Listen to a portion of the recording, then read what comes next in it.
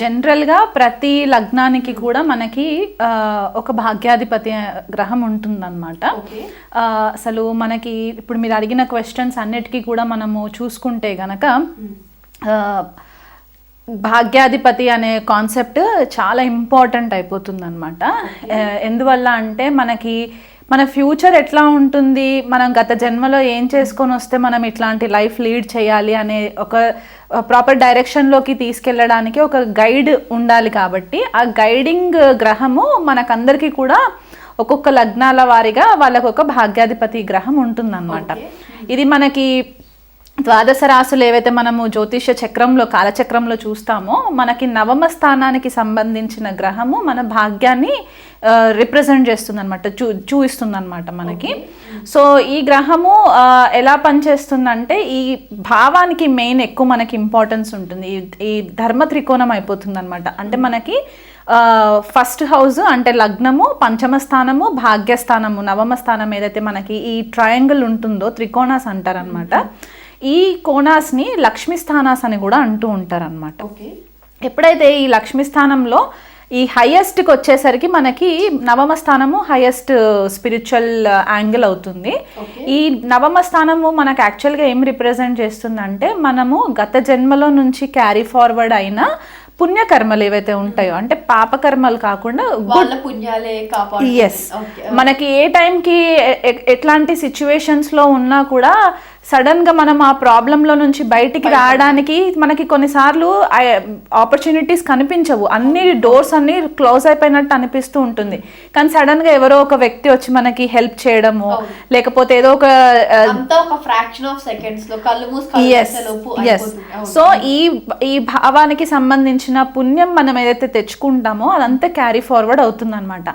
అది కాకుండా మనం పుట్టినప్పటి నుంచి మన కరెంట్ ఏజ్ వరకు మనం ఎక్కడెక్కడైతే మనం పుణ్యకర్మలు చేస్తూ వచ్చామో చిన్న చిన్నవన్నీ కూడా అవి మనకి అకౌంట్లో ఫ్లరిష్ అవుతాయి. ఇప్పుడు మనం బ్యాంక్కి వెళ్తాము, డబ్బు డిపాజిట్ చేస్తాము, బ్యాలెన్స్ అంతా మనం సేవ్ చేసి బ్యాంక్లో పెట్టుకుంటాం. ఈ భాగ్యాధిపతి ఆర్ భాగ్యస్థానానికి సంబంధించిన ఫ్యాక్టర్ కూడా ఇంచుమించు అట్లాగే ఉంటుందన్నమాట. కర్మాస్ మనము ఎంత గుడ్ కర్మాస్ చేస్తే, ఎన్ని మంచి పనులు చేస్తే అది ఒక్కొక్క రోజు ఒక్కొక్క పర్సంటేజ్ లాగా మనకి నవమ స్థానంకి వచ్చేసరికి ఆ బ్యాంక్ బ్యాలెన్స్ అక్యుములేట్ అవుతుందన్నమాట. ఈ భాగ్యస్థానం వచ్చేసి దీని లక్ష్మీ స్థానం అని కూడా చెప్తూ ఉంటాము. ధర్మ త్రికోణం కూడా అవుతుంది. అంటే మనం ఎలాంటి ధర్మాన్ని ఫాలో అవుతున్నాం అంటే మనము ఇక్కడ మతం గురించి మాట్లాడట్లేదు, ధర్మాన్ని. అంటే మనం హిందూ అయి ఉండొచ్చు, క్రిస్టియన్ అయి ఉండొచ్చు, అసలు ఏ రిలీజన్ కూడా ఫాలో అవ్వకుండా కూడా ఉండొచ్చు. కానీ కొంతమంది వాళ్ళు అంటే నాస్తికులు ఉంటారు, వాళ్ళు రిలీజన్ని ఫాలో అవ్వరు కానీ వాళ్ళు మనసుకి చాలా మంచి వాళ్ళు అయి ఉంటారు. అంటే వాళ్ళు ఏదైతే ఫిలాసఫీని బిలీవ్ చేస్తారో దాన్ని మట్టుకు వాళ్ళు దాన్ని స్పాయిల్ అవ్వకుండా, పాడు చేయకుండా ఆ బిలీఫ్ని వాళ్ళు ఫాలో అవుతారనమాట. ఆ ఏదైతే బిలీఫ్ ఉంటుందో అదంతా కూడా ఇక్కడ ఈ ధర్మ త్రికోణానికి సంబంధించే ఉంటుంది. అది కాకుండా మనకి టెంపుల్స్, చర్చెస్ అవ్వచ్చు, మాస్క్స్ అవ్వచ్చు, అంటే ఇతర మతాల గురించి కూడా చెప్తున్నాను నేను ఇక్కడ. అండ్ మన టెంపుల్స్ ఇవన్నీ కూడా మనకి నవమ స్థానానికి సంబంధించిందే అవుతుంది. అది కాకుండా మనకి ఫాదర్ ఫిగర్, అంటే మన తండ్రితోటి మనకి ఎలాంటి రిలేషన్ ఉంది, తండ్రి మనకి ఏం నేర్పించారు, పుట్టినప్పటి నుంచి మనకి తప్పటడుగులు వేస్తున్నప్పుడు మనల్ని ఒక ప్రాపర్ డైరెక్షన్లో పెడుతూ ఉంటారు కదా ఫాదర్.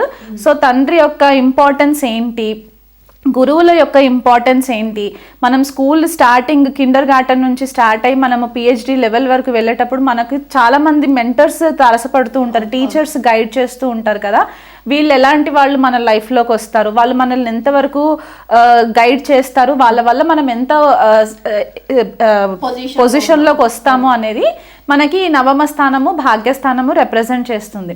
అంటే కొంతమందికి ఏమవుతుందంటే గురువులు కరెక్ట్గా దొరకరు. సో అంటే గత జన్మలో వీళ్ళు ప్రాపర్గా గురువుకి రెస్పెక్ట్ ఇవ్వకపోతే ఇక్కడ కొద్దిగా ప్రాబ్లం అవుతుంది, డిస్టర్బెన్స్ అవుతుంది. సో ఆ రకంగా చూసుకోవాలి. అంటే భాగ్యస్థానము భాగ్యాధిపతి ఈ భావంకి ఏంటంటే డిఎన్ఏ అంటారనమాట. మనం ఒక ప్రాణిక్ లైఫ్ ఫోర్స్లో మనం ఏదైతే ఉంటామో ఆ డిఎన్ఏ మొత్తం కూడా మనకి ఇక్కడ నుంచి కనెక్ట్ అవుతుంది. మనం ఎలాంటి ఇంట్లో పుట్టాలి అంటే కొంతమంది ఫర్ ఎగ్జాంపుల్ అంబానీ గారు ఉన్నారు, ఆయన పుట్టినప్పటి నుంచి గోల్డ్ స్పూన్ లో పుట్టినట్టు, ఎందుకంటే వాళ్ళ ఫాదర్ ధీరుభాయ్ అంబానీ గారు వెల్ ఎస్టాబ్లిష్డ్ ఫాదర్ కాబట్టి. సో అలాంటి వాళ్ళు మనం ఎందుకు అట్లా అవ్వట్లేదంటే వాళ్ళ పూర్వీకులు ఎంతో పుణ్యం చేసుకొని వచ్చున్నారు కాబట్టి వాళ్ళు ఇప్పుడు ఎంజాయ్ చేస్తున్నారు అండ్ వాళ్ళు కూడా అదే కంటిన్యూషన్ చేస్తున్నారు. సో ఇక్కడ మనకి మన పూర్వీకులు ఏం చేశారు, మనం ఏం చేస్తున్నాము, దాన్ని క్యారీ ఫార్వర్డ్ అయ్యే కర్మ అంతా కూడా మనకి ఈ భాగ్యం చూపిస్తుంది అనమాట.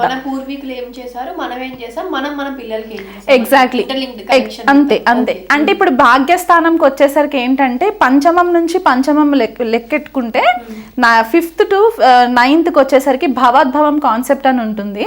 మనకి 5th హౌస్ అంటే పంచమ స్థానం మనం పుట్టే పిల్లల గురించి చెప్పి మన పూర్వపుణ్యం ఏదైతే మనం చెప్తూ ఉంటామో మనకి పుట్టే గ్రాండ్ చిల్డ్రన్ అంటే మనవాళ్ళు వీళ్ళంతా కూడా మనకి ఈ నవమ స్థానం నుంచి చూపిస్తుంది అనమాట.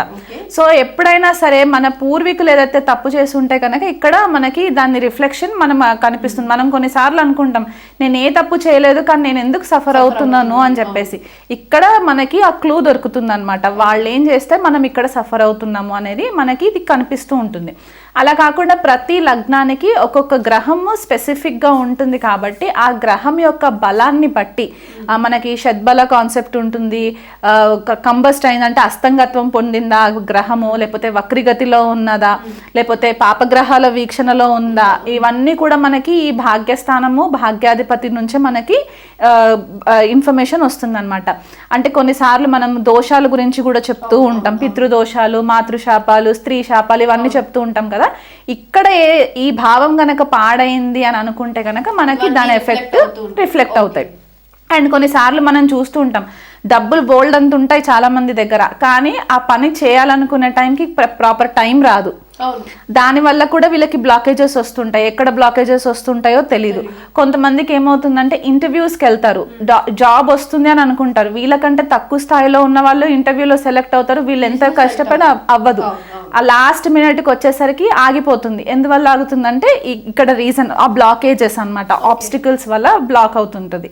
అది కాకుండా ఇంకొకటి ఏంటంటే కొంతమంది ఫారెన్ ట్రావెల్కి వెళ్ళాలనుకుంటూ ఉంటారు, బ్యాంక్లో బోల్డ్ అంత డబ్బులు ఉంటాయి, కానీ వీళ్ళు అనుకున్న యూనివర్సిటీస్కి వెళ్ళలేరు, బెస్ట్ యూనివర్సిటీస్కి వెళ్ళలేరు, బెస్ట్ మార్క్స్ రాలేవు. ఇవన్నిటికీ కారణం భాగ్యస్థానం పాడవడము లేదా భాగ్యాధిపతి పాడవడం. దీనివల్ల వీళ్ళకి బ్లాకేజెస్ వస్తాయి అన్నమాట. కుంభరాశి వాళ్ళకి భాగ్యాధిపతి శుక్రుడు అవుతారు. వీళ్ళకి శుక్రుడు ఒకవేళ సప్తమ స్థానంలో ఉంటే ఇక్కడ మ్యారేజ్ అయిన తర్వాత వీళ్ళకి యోగించడము, వీళ్ళ సర్కిల్లో ఫీమేల్స్ అంటే ఆడవాళ్ళతోటి ఎక్కువ పరిచయాలు ఉండడము, ఆడవాళ్ళు వీళ్ళకి కొద్దిగా లక్ ఫ్యాక్టర్ని తీసుకురావడము, మగవాళ్ళు కుంభరాశి ఉంటే కనుక మ్యారేజ్ అయిన తర్వాత భార్య వచ్చిన తర్వాత వీళ్ళ ఫార్చ్యూన్ కొద్దిగా మల్టిప్లై అవ్వడము, దానివల్ల కొద్దిగా దూరదేశ ప్రయాణాలు చేయడం. ఎందుకంటే భాగ్యాధిపతి సప్తమంలో ఉన్న, సప్తమాధిపతి భాగ్యంలో ఉన్న కూడా ఇలాంటి రిజల్ట్స్ మనకి కనిపిస్తూ ఉంటాయి కాబట్టి ఆ కోణంలో బాగుంటుంది. ఎవరైనా బిజినెస్ చేసే వాళ్ళు ఎవరైనా ఉంటే కనుక శుక్రుడు బాగుంటే కనుక మీ జన్మజాతకంలో కూడా మీకు కొద్దిగా ఫేవరబుల్ రిజల్ట్స్ ఉంటే మీకు లేడీస్కి సంబంధించి బిజినెసెస్ చేసుకోవడం అంటే కాస్మెటిక్స్ అవ్వచ్చు, ఫ్యాషన్ డిజైనింగ్, ఇంటీరియర్ డిజైనింగ్, లేకపోతే గార్డెనింగ్, ఇలాంటివన్నీ కూడా వీళ్ళకి కలిసి వచ్చే మనకి బిజినెసెస్ అని చెప్పుకోవచ్చు. శుక్రుడు ఒకవేళ రవితో కలిసి ఉంటే కనుక కొద్దిపాటిగా డ్యామేజింగ్ అవుతూ ఉంటుంది. ఎందుకంటే ఇక్కడ కుంభరాశికి సప్తమాధిపతి రవి అవుతారు అండ్ కుంభరాశికి అధిపతి శని కాబట్టి వాళ్ళిద్దరికి పడదు. అండ్ ఇక్కడ శని శుక్రులకి, రవి శుక్రులకు కూడా కొద్దిపాటిగా శత్రుత్వం ఉంటుంది కాబట్టి దానివల్ల కూడా కొద్దిగా రిలేషన్షిప్లో ప్రాబ్లమ్స్ వచ్చే ఛాన్సెస్ ఉంటాయి. అంటే మీ భాగస్వామి కొద్దిగా మీ పైన పెత్తనం చెలాయించడము, డామినేటింగ్గా ఉండడము ఇలాంటివి ఉంటుంది. కానీ లక్ ఫ్యాక్టర్లో మాత్రం ఏమాత్రం కూడా డిమినిష్ అవ్వదన్నమాట, కరెక్ట్గానే ఉంటుంది, హెల్ప్ అవుతుంది. అదే శుక్రుడు కనుక ద్వితీయ కుటుంబ స్థానంలో ఉన్నారనుకోండి, కుంభరాశి కుంభలగ్నం వాళ్ళకి అక్కడ ఉచ్చ పొందుతాడు. సో భాగ్యాధిపతి ఉచ్చలో ఉండడము అని అంటే వీళ్ళ వాణి చాలా సాఫ్ట్గా ఉంటుందన్నమాట. ఎలా అంటే తేనెలో ముంచి మాట్లాడితే ఎలా ఉంటుందో అలాంటి తేనె పలుకులు అంటాం కదా, అలాంటి వాక్కు ఉంటుందన్నమాట. వీళ్ళు కుటుంబ వాతావరణంలో చాలా అందరితో చాలా కలిసిమెలిసి ఉంటారు. ఫ్యామిలీ పరంగా వీళ్ళకి మంచి విలువలు ఉంటాయి, నైతిక విలువలు ఉంటాయి. ఎవరిని ఒక మాట అనకుండా వీళ్ళనంత మట్టుకు సపోర్టివ్గా ఉండాలి అని ఆలోచన చేస్తూ ఉంటారు. మంచి భోజన ప్రియులు ఉంటారు. మంచి ఆర్ట్స్, మ్యూజిక్ ఇట్లాంటి కెరియర్స్లో రాణించడానికి కూడా మనకి శుక్రుడు చాలా ఇంపార్టెంట్ గ్రహం అవుతుంది కాబట్టి ఆ కళలు, ఆ కళాకారుల రంగానికి సంబంధించిన కెరియర్స్లో ఉండడము, సినిమాటిక్ ఫీల్డ్స్లో ఉండడం కూడా మనకి కనిపిస్తూ ఉంటుంది. ఒకవేళ ఈ శుక్రుడు తృతీయాధిపతి అండ్ దశమాధిపతి కుజుడితో కలిసి ఉంటే గనక ఆర్టిస్టిక్ నేచర్ ఉంటుంది. అంటే ఆర్ట్స్కి సంబంధించి కెరియర్స్లో కూడా ఏదైనా డిజైనింగ్కి సంబంధించి ఒకవేళ దశమ స్థానంలో ఉన్నారనుకోండి, భాగ్యాధిపతి దశమాధిపతి కలిసి దశమ స్థానంలో ఉంటే కనుక ఐటీ రంగంలో ఉన్న వాళ్ళైతే వెబ్ డిజైనింగ్ లేకపోతే ఆర్కిటెక్చరల్ డిజైనింగ్ ఇలాంటివి చేసే ఛాన్సెస్ కూడా మనకి కనిపిస్తూ ఉంటుంది. భాగ్యస్థానంలో ఉన్నా కూడా అలాంటి పాసిబిలిటీస్ మనకి కనిపిస్తూ ఉంటుంది. రిలేషన్షిప్స్కి ఎక్కువ వాల్యూ ఇస్తూ ఉంటారు, ఎందుకంటే ఇక్కడ తులారాశి భాగ్యస్థానం అవుతుంది కాబట్టి వీళ్ళకి రిలేషన్షిప్స్ అంటే ఎక్కువ ఇంట్రెస్ట్ ఉంటుందన్నమాట. అంటే ఎవరితో అంత ఈజీగా రిలేషన్షిప్ని బ్రేక్ చేసుకోవాలనే ఉద్దేశం ఉండకుండా ఉంటుంది. అదే శుక్రుడు వక్రీలో ఉన్న, లేకపోతే అస్తంగత్వం పొంది రవితో కలిసి ఉన్న, లేకపోతే షష్ఠ వ్యయాలలో ఉన్నా కూడా అప్పుడు మళ్ళీ రిజల్ట్స్ కొద్దిగా ఆల్టర్ అవుతూ ఉంటాయి. ఎందుకంటే శుక్రుడు మనకి కలత్రకారకుడు అని కూడా చెప్పుకున్నాం కదా, ఆయనే భాగ్యాధిపతి అయి వక్రీ అయితే గనక వీళ్ళకి కొన్నిసార్లు ఏమవుతుందంటే మ్యారేజ్ వరకు సిచ్యువేషన్స్ వచ్చి బ్రేక్ అయిపోయి మళ్ళీ మ్యారేజ్ జరగడము, లేదా ఫస్ట్ మ్యారేజ్లో ఇబ్బందులు రావడము, లేదా ఫ్రీక్వెంట్గా గర్ల్ ఫ్రెండ్ హార్ట్ బ్రేక్స్ అవ్వడము, ఇలాంటివి కూడా కొన్ని మనకి కనిపిస్తూ ఉంటాయి అన్నమాట. అదే శుక్రుడు ఒకవేళ భాగ్యాధిపతి వక్రీ అయి కేతుతో కలిసి ఉంటే కనుక రిలేషన్షిప్స్ ఏవి కూడా స్థిరంగా ఉండకపోవడము, దానివల్ల వీళ్ళు కొద్దిపాటిగా ఇబ్బందులు ఫేస్ అవ్వడము, రాహుతో కలిసి ఉన్నా కూడా ఇంచుమించు అట్లాంటి రిజల్ట్సే వస్తూ ఉంటాయి. అదే షష్ఠ స్థానంలో చంద్రుడు షష్ఠాధిపతి అవుతాడు కాబట్టి ఇదే శుక్రుడు భాగ్యాధిపతి షష్ఠాధిపతితో కలిసి షష్ఠ స్థానంలో ఉంటే ఫీమేల్స్కి అయితే ఖచ్చితంగా వీళ్ళకి పీసీఓడికి సంబంధించి ప్రాబ్లమ్స్ రావడము, హెయిర్ ఫాల్ రావడము, లేకపోతే ఉమెన్ తోటి ప్రాబ్లమ్స్ రావడం, అంటే స్త్రీలతో ప్రాబ్లమ్స్ రావడము. కొన్నిసార్లు మనం చూస్తూ ఉంటాం కదా, మనం ఏం చేయకపోయినా సరే కొంతమంది లేడీస్కి మనం నచ్చం, సో ఇలాంటి సిచ్యువేషన్స్ అవ్వడం. అదే ఒకవేళ మగవాళ్ళకు ఉందనుకోండి, అనవసరమైన లిటిగేషన్స్, లేడీస్ వల్ల స్కాండిల్స్లో ఇరకడము, ఇలాంటివి మనకి కనిపిస్తూ ఉంటాయి అన్నమాట. అండ్ జనరల్గా మనకి శుక్రుడు షష్ఠ స్థానంలో అంత ఫేవరబుల్ రిజల్ట్స్ కూడా ఇవ్వరు, భాగ్య నష్టం జరుగుతూ ఉంటుంది అన్నమాట ఇక్కడ, అనవసరమైన లిటిగేషన్స్. లేదా కొన్నిసార్లు ఏమవుతుందంటే ఇదే శుక్రుడు షష్ఠ స్థానంలో కర్కాటక రాశిలో ఉంటే ఎక్స్ట్రా మ్యారిటల్ అఫైర్స్ రావడము, దానివల్ల రిలేషన్షిప్స్ బ్రేక్ అవ్వడము, అక్కడ మళ్ళీ డివోర్స్కి వెళ్ళినప్పుడు మళ్ళీ ఎక్కువ అలిమోనీ పే చేయడము, ఇలాంటివన్నీ కూడా ఒక లేడీస్ వల్ల వచ్చే ప్రాబ్లమ్స్ అన్నీ కూడా కొద్దిగా వీళ్ళకి షష్ఠ స్థానంలో ఉన్నప్పుడు జరుగుతుంది. అదే అష్టమ స్థానంలో వచ్చినప్పుడు ఏమవుతుందంటే సీక్రెట్ రిలేషన్షిప్స్ ఉండడము, దానివల్ల ఇబ్బందులు పాలవ్వడము, అలా వాళ్ళ పేరు ప్రతిష్టలు భంగం అవ్వడము, ఇలాంటివి జరుగుతూ ఉంటాయి.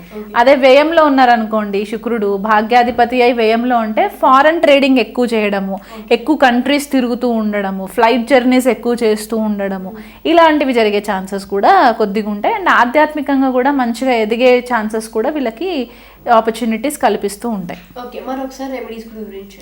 శుక్రుడు ఒకవేళ కుంభరాశి వాళ్ళకి లేదా కుంభలగ్నం వాళ్ళకి భాగ్యాధిపతి అయి మంచి ఫేవరబుల్ రిజల్ట్స్ ఇవ్వట్లేదు, లేకపోతే జాతక చక్రంలో కొద్దిగా పాడై ఉన్నట్టు అనిపిస్తే కనుక వీళ్ళు ప్రతి శుక్రవారం రోజు లక్ష్మీదేవి ఆరాధన చేసుకోవడము, శ్రీ సూక్త పారాయణం చేసుకోవడము, లేదా లక్ష్మీ అష్టోత్తరం చదువుకోవడము, దగ్గరలో ఉన్న లక్ష్మీదేవి టెంపుల్స్ ఏవైనా ఉంటే కనుక అక్కడికి విజిట్ చేయడము ప్రతి ఫ్రైడే రోజు.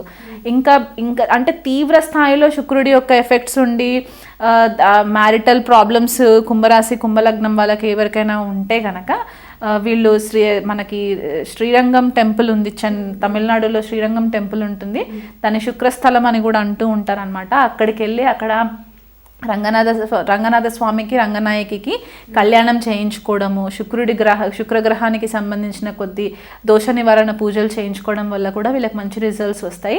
అంత దూరం మేము వెళ్ళలేము అనుకున్న వాళ్ళు రెగ్యులర్గా గోసేవ చేసుకోవడము, అమ్మవారికి లక్ష్మీదేవికి పెరుగు చక్కెర కలిపి ప్రసాదం నైవేద్యంగా పెట్టి మీరు తినడము, రాహుకాలం టైంలో వీలైనంత మట్టుకు మీరు దగ్గరలో అమ్మవారి టెంపుల్ ఉంటే కనుక అక్కడ నిమ్మకాయ దీపాలు పెట్టడము, ఇలాంటివి చేసుకోవడం వల్ల కూడా మీకు శుక్రుడు ఫేవరబుల్ రిజల్ట్స్ ఇస్తారు.